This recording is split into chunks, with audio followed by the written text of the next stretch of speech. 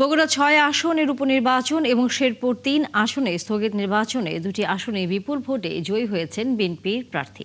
বগুড়া ৬ আসনে বেসরকারিভাবে বিজয়ী হয়েছেন বিএনপি প্রার্থী রেজাউল করিম বাদশা, আর শেরপুর ৩ আসনে বিজয়ী হয়েছেন বিএনপি প্রার্থী মাহমুদুল হক রুবেল।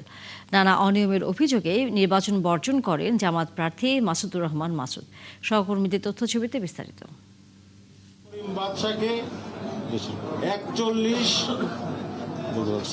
বগুড়া ৬ আসনের নির্বাচনে বেসরকারিভাবে বিজয়ী ঘোষণা করেছি।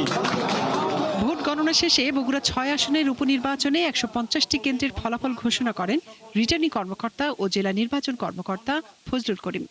সব কেন্দ্রের ফলাফলের ভিত্তিতে বিজয়ী হন বিএনপি মনোনীত প্রার্থী রেজাউল করিম বাদশা। তিনি পান ১,৩৩,২১৫ ভোট, আর তার নিকটতম প্রতিদ্বন্দ্বী জামাত ইসলামীর প্রার্থী অধ্যক্ষ আবিদুর রহমান সোহেল পেয়েছেন ৫৬,৯০৪ ভোট। মাননীয় প্রধানমন্ত্রী জনাব তারেক রহমান বগুড়াবাসীর কল্যাণ চান, বগুড়াবাসীর উন্নয়ন করতে চান বিধায় আমাকে এখানে মনোনয়ন দিয়েছেন। যেহেতু তিনি বাংলাদেশের প্রধানমন্ত্রী, তিনি বগুড়ার কথা সেভাবে তার পক্ষে বলা সম্ভব নয়, কাজে তার প্রতিনিধি হিসেবে আমি মহান সংসদে এই কথাগুলো বলতে চাই এবং মাননীয় প্রধানমন্ত্রীর কাছ থেকে আমি এই বগুড়ার মানুষের এই প্রত্যাশা অনুযায়ী তাদের আশা পূরণ করতে চাই। এদিকে জামায়াতের ভোট বর্জন করা শেরপুর ৩ আসনের নির্বাচনে বড় ভোটের ব্যবধানে জয় পেয়েছেন বিএনপি প্রার্থী মাহমুদুল হক রুবেল। তিনি মোট ১,৬৬,১১৭ ভোট পান, আর তার নিকটতম প্রতিদ্বন্দ্বী জামায়াত প্রার্থী মাসুদুর রহমান পেয়েছেন ৪৭,০৫১ ভোট।